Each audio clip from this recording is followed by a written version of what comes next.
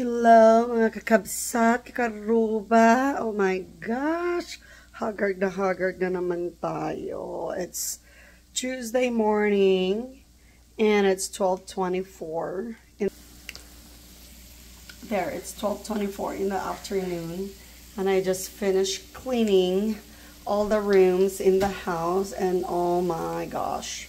Gusto ko nang sunugin yung mga kwarto ng mga anak ko dahil sa sobrang kadugyutan. As in, my goodness. Kaya ito, I am preparing my lunch. And here's my lunch. Boom! Kumain po tayo ng sunog na prinitong isda. Ay, napakasarap ng carcinogen na ito. My goodness. Actually, leftover paksiw na isda ito. So, prinito ko lang para mas sumarap ng konti. And oh my gosh, nasunog ko siya dahil syempre busy sa pagtatrabaho. And ayan, napakasarap ng sunog na isda. Oh my gosh, I am so excited.